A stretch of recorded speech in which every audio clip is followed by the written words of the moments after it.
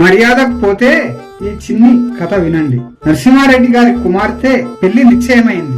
ఒకానొక ముహూర్తాన నిశ్చితార్థం ఏర్పాటు చేసుకుని అతిథులను ఆహ్వానించాడు. ఒక అందమైన హాల్లో ఒక పెద్ద బల్ల, దాని మీద వెండి పళ్ళెంలో ప్రతానపు ఉంగరం పెట్టి ఉంచిండు నరసింహారెడ్డి గారు. అతిథులు అటు ఇటు తిరుగుతున్నారు.